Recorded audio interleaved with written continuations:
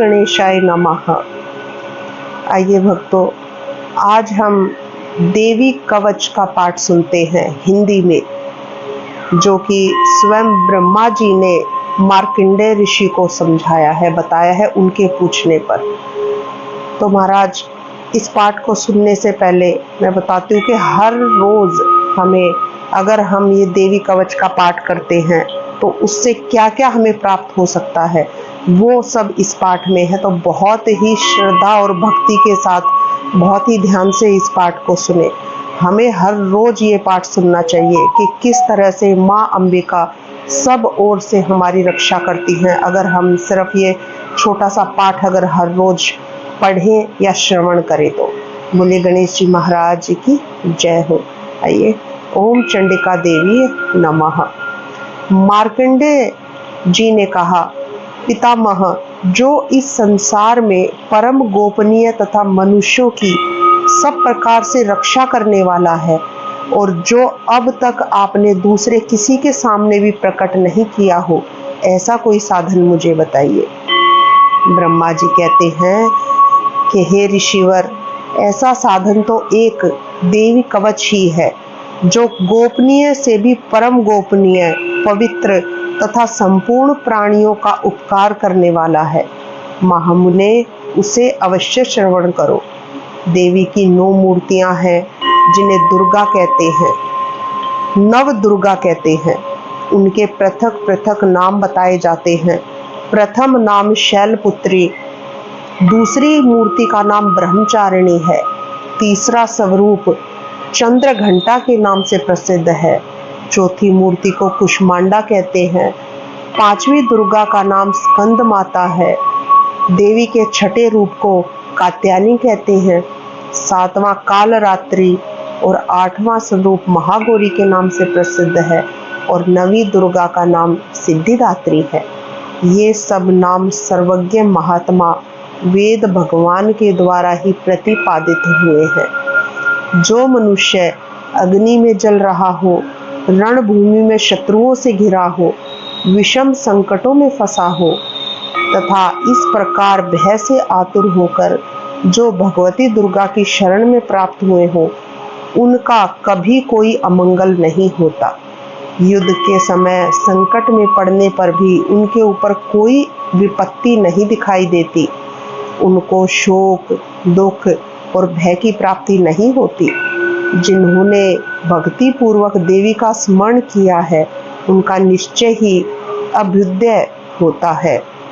देवेश्वरी, जो तुम्हारा चिंतन करते हैं, उनकी तुम निसंदेह रक्षा करती हो। चामुंडा देवी प्रेत पर आरूढ़ होती हैं, वाराही भैंसे पर सवारी करती हैं, इंद्री का वाहन ऐरावत हाथी है, वैष्णो देवी गरुड़ पर ही आसन जमाती हैं, माहेश्वरी वृषभ पर आरूढ़ होती हैं, कोमारी का वाहन मयूर है, भगवान विष्णु की प्रियतमा लक्ष्मी देवी कमल के आसन पर विराजमान है और हाथों में कमल धारण किए हुए हैं। वृषभ पर आरूढ़ ईश्वरी देवी ने श्वेत रूप धारण कर रखा है। ब्राह्मी देवी हंस पर बैठी हुई हैं और सब प्रकार के आभूषणों से विभूषित हैं। इस प्रकार ये सभी माताएं सब प्रकार की योग शक्ति से संपन्न हैं। इनके सिवा और भी बहुत सी देवियां हैं, जो अनेक प्रकार के आभूषणों की शोभा से युक्त तथा नाना प्रकार के रत्नों से सुशोभित हैं। ये संपूर्ण देवियां क्रोध में भरी हुई हैं और भक्तों की रक्षा के लिए रथ पर बैठी दिखाई देती हैं। ये शंख, चक्र, गदा, शक्ति, हल और मूसल, खेटक और तोमर, परशु तथा पाश, कुंत और त्रिशूल एवं उत्तम शारंग, धनुष आदि अस्त्र शस्त्र अपने हाथों में धारण करती हैं। दैत्यों के शरीर का नाश करना, भक्तों को अभय दान देना और देवताओं का कल्याण करना, यही उनके शस्त्र धारण करने का उद्देश्य है। कवच आरंभ करने से पहले इस प्रकार हमें प्रार्थना करनी चाहिए।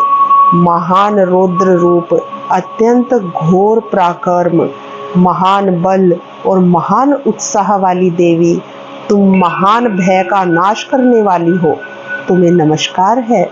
तुम्हारी ओर देखना भी कठिन है। शत्रुओं का भय बढ़ाने वाली जगदम्बिके, मेरी रक्षा करो। पूर्व दिशा में इंद्री यानी कि इंद्र शक्ति मेरी रक्षा करे। अग्निकोण में अग्नि शक्ति, दक्षिण दिशा में वाराही तथा निश्चित कोण में खड्ग धारिणी मेरी रक्षा करे। पश्चिम दिशा में वारुणी और वायव्य कोण में मृग पर सवारी करने वाली देवी मेरी रक्षा करे। उत्तर दिशा में कुमारी और ईशान कोण में शूल धारिणी रक्षा करे। ब्रह्माणी, तुम ऊपर की ओर से मेरी रक्षा करो और वैष्णवी देवी नीचे की ओर से मेरी रक्षा करे। इस प्रकार शव को अपना वाहन बनाने वाली चामुंडा देवी दसों दिशाओं से मेरी रक्षा करे। जया आगे से और विजया पीछे की ओर से मेरी रक्षा करे। वाम भाग में अजिता और दक्षिण भाग में अपराजिता रक्षा करे। उद्योतनी शिखा की रक्षा करे। उमा मेरे मस्तक पर विराजमान होकर रक्षा करे। ललाट में मालाधरी रक्षा करे और यशस्विनी देवी मेरी बोहों की संरक्षण करे।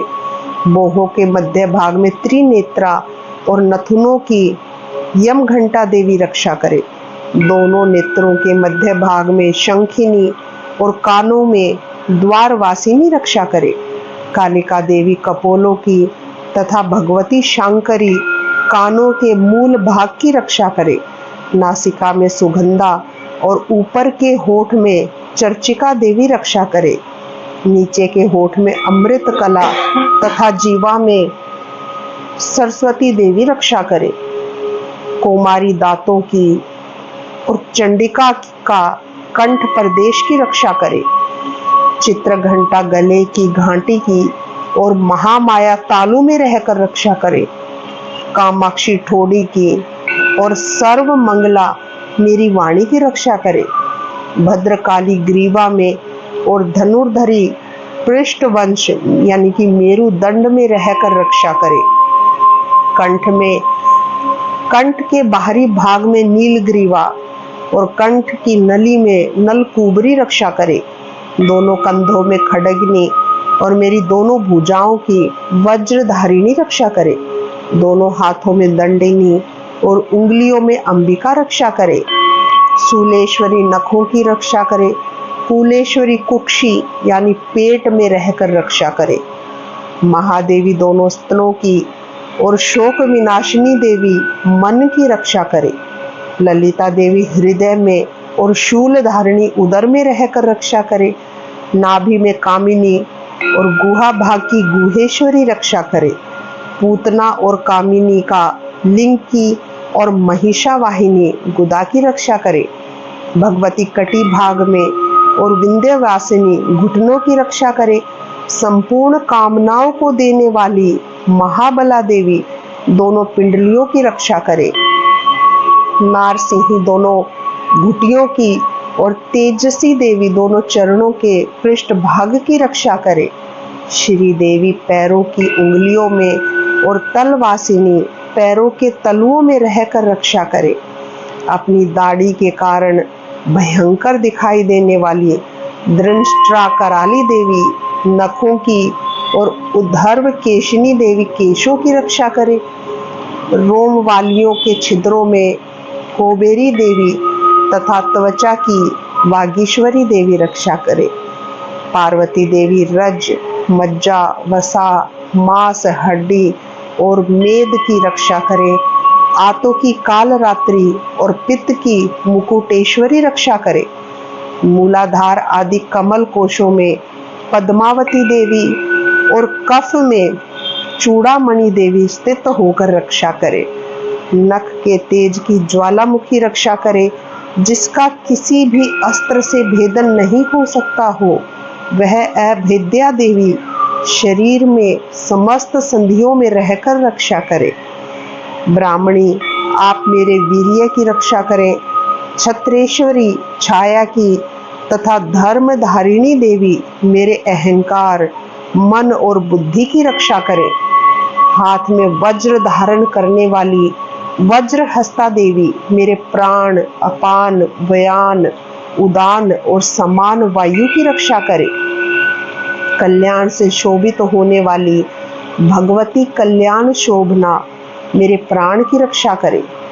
रस, रूप, गंध, शब्द और स्पर्श, इन विषयों का अनुभव करते समय योगिनी देवी रक्षा करे तथा सत्व गुण, रजोगुण और तमोगुण की रक्षा सदा नारायणी देवी करे। वाराही आयु की रक्षा करे, वैष्णवी धर्म की रक्षा करे और चक्र धारण करने वाली चक्रणी देवी यश, कीर्ति, लक्ष्मी, धन तथा विद्या की रक्षा करे। इंद्राणी आप मेरे गोत्र की रक्षा करें। चंडिके तुम मेरे पशुओं की रक्षा करो। महालक्ष्मी पुत्रों की रक्षा करे। भैरवी पत्नी की रक्षा करे। मेरे पथ की सुपथा तथा मार्ग की क्षेम करी रक्षा करे। राजा के दरबार में महालक्ष्मी रक्षा करे तथा सब ओर व्याप्त रहने वाली विजया देवी संपूर्ण भयों से मेरी रक्षा करे। हे देवी, जो स्थान कवच में नहीं कहा गया है, अतएव रक्षा से रहित है, वह सब तुम्हारे द्वारा सुरक्षित हो, क्योंकि तुम विजयशालिनी और पाप नाशिनी हो। यदि अपने शरीर का भला चाहते हो तो मनुष्य बिना कवच के कहीं एक पग भी ना जाए। कवच का पाठ करके ही यात्रा करे। कवच के द्वारा सब ओर से सुरक्षित मनुष्य जहां जहां भी जाता है वहां वहां उसे धन लाभ होता है तथा संपूर्ण कामनाओं की सिद्धि करने वाली विजय की प्राप्ति होती है।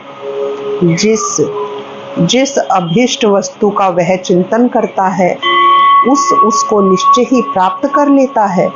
वह पुरुष इस पृथ्वी पर तुलना रहित महान ऐश्वर्य का भागी होता है।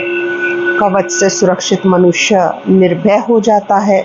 युद्ध में उसकी पराजय नहीं होती तथा वह तीनों लोकों में पूजनीय होता है। देवी का यह कवच देवताओं के लिए भी दुर्लभ है। जो प्रतिदिन नियम पूर्वक तीनों संध्याओं के समय श्रद्धा के साथ इसका पाठ करता है या सुनता है, उसे दैवी कला प्राप्त होती है तथा वह तीनों लोकों में कहीं भी पराजित नहीं होता है। इतना ही नहीं, वह अपमृत्यु रहित हो 100 से भी अधिक वर्षों तक जीवित रहता है। मकरी, चेचक और कोढ़ आदि उसकी संपूर्ण व्याधियां नष्ट हो जाती हैं। कनेर, भांग, अफीम, धतूरे आदि का सथावर विष, सांप और बिच्छू आदि से काटने से चढ़ा हुआ जंगम विष तथा अहीफेन और तेल के संयोग आदि से बनने वाला कृत्रिम विष, ये सभी प्रकार के विष दूर हो जाते हैं, उनका कोई असर नहीं होता है।